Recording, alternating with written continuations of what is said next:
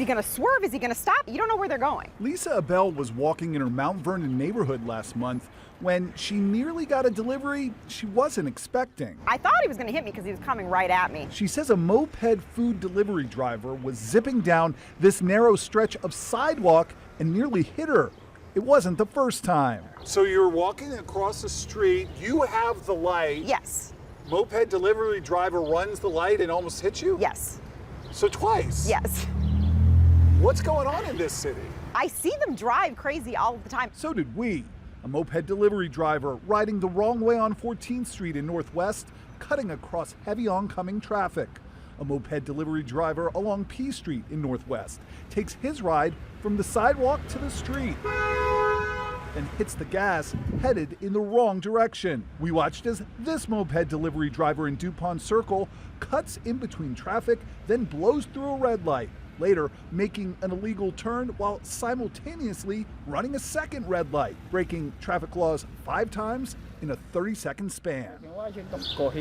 Standing outside of the Central American Resource Center in Columbia Heights, we spoke with this moped delivery driver on the condition we don't show his face. The center's executive director, Abel Nunez, translated for us. $50-$200 He said it's about 2 months he's been doing it. He said, and it's pretty good. He makes about $150 to $200 every day. At upwards of 30 deliveries a day, that adds up to more than $1,000 a week. He acknowledged his moped is unregistered and that he doesn't have a permit to work in the U.S., although he said he's trying to correct that. He added he doesn't break traffic laws other than that unregistered moped, but he sees the ones who do. So he says sometimes it's not their fault. They don't want to drive fast, but unfortunately sometimes they go to a restaurant and the order's not ready and they have to wait. He says when the food is ready, they can do 2 or 3 in an hour, but if the restaurant delays, then they have to wait for the food and then they have to contact the customer to make sure that they're not angry because it's not their fault. Earlier this month, MPD announced it was cracking down. Dubbed Operation Ride Right, the department will focus on unregistered mopeds and operators who are breaking traffic laws. Moped is not allowed in the bike lane. And he's coming up on this poor biker who's following the rules. And DC Councilmember Charles Allen and Councilmember Brianne Nadeau have introduced a bill to strengthen moped licensing and registration requirements in the district.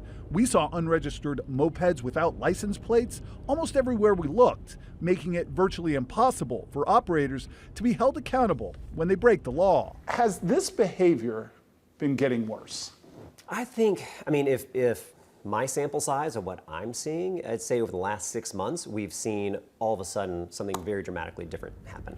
Back at the Central American Resource Center, Nunez told us the spike in the sheer number of moped delivery drivers in D.C. is driven in part by those migrant buses sent to D.C. in recent years by Republican governors in border states, flooding the district with undocumented workers trying to make a living. This is the way they always learned how to drive mopeds. This is the way they've always driven mopeds in their home countries. That is correct. What we need to be able to do is to translate into what it means to the U.S. or to the DMV area, right? So that they're doing it appropriate.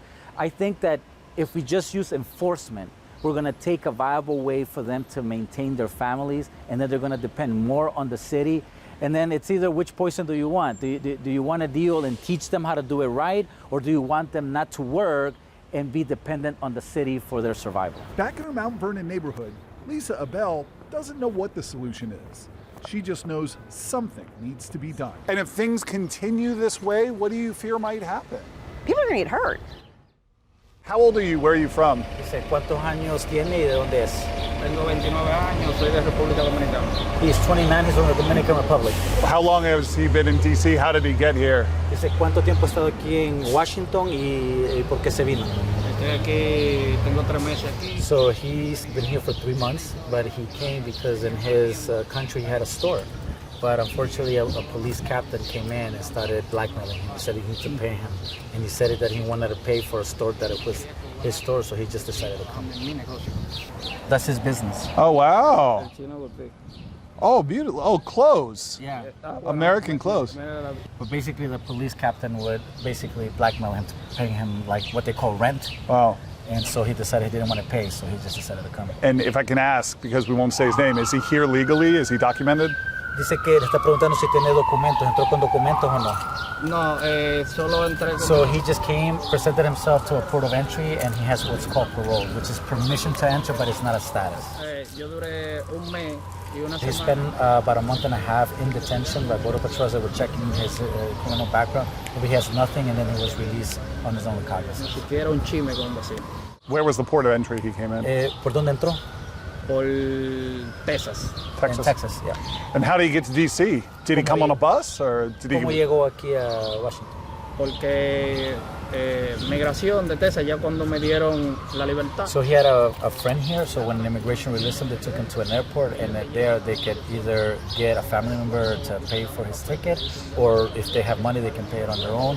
He had a friend that was going to receive him here, and he's the one that paid the ticket, and then he came and he went to pick him up at the airport. A mi amigo que me iba a recibir aquí en Washington, cogí el vuelo y él me fue a buscar al aeropuerto. How long has he been delivering and why is this good for him?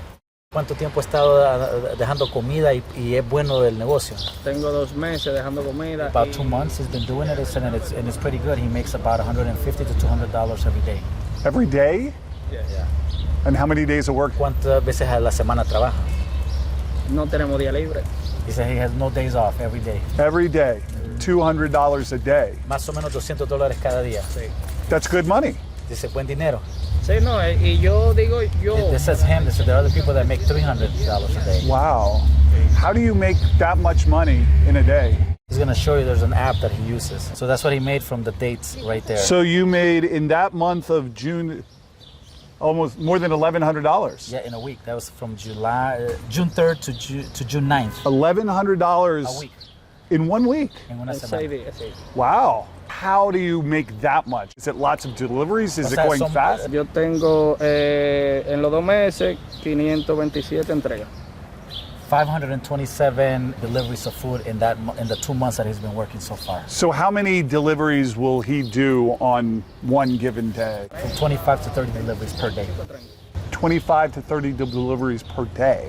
Do you have to go fast? Is the key to do lots? Nosotros no queremos. Sometimes it's not their fault. They don't want to drive fast, but unfortunately, sometimes they go to a restaurant and the order's not ready. They have to wait. It says when the food is ready, they can do 2 or 3 in an hour. But if the restaurant delays, then they have to wait for the food, and then they have to contact the customer to make sure that they're not angry because it's not their fault that the food is coming late. Does he always follow the traffic laws? Dice, ¿siempre sigue las leyes de tránsito? Sí, yo sí.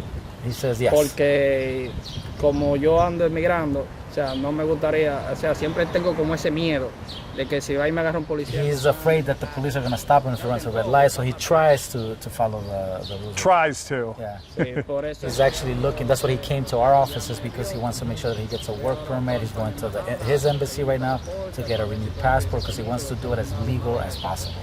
Do you see other people breaking the law? Sí, por donde vivo. The other day, by where he lives, another moped just passed him, like really illegally, and he said he got afraid because he says if a police sees him, he might think I'm part of that group and he's gonna arrest me because of the bad behavior of the other driver. Is he worried about the city cracking down?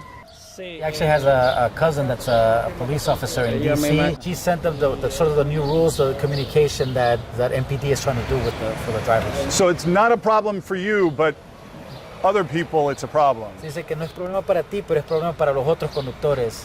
No, hay problema. It's a problem for everyone because unfortunately he's still trying to get his work permit. He's trying to get correct, and so if someone else is breaking the law, they stop everyone. And he says I could lose my bike because I'm still trying to get it registered. I'm still trying to get my license. I'm trying to do everything correct, but I'm not there yet. Where did he get his bike from? ¿De dónde consiguió la moto? Flip moto. Flip moto. How much did he? How much? Más o menos cuánto le costó la moto? $1,800. $1,800. He was not forced to register it when he bought it. No, solo la compré. No, he just bought it. They gave him a little ownership slip, and that's it. And that's it. And you Yeah. drive away. Y empezó a manejar. Sí, ya yo me I bought the helmet, the bags, I go to work, and he started working. porque en mi país In his country, basically, whoever sells it to you, they kind of register the bike for you. That's kind of part of the deal. That's not the same thing. de darte el motor. How important is this job to him? Dice, ¿qué tan importante es ese trabajo para ti? Es todo, porque de aquí yo le mando a mi mamá, a mi hija que está allá en mi país. Mi esposa, perdimos un hijo porque cuando yo vine para acá ella estaba embarazada y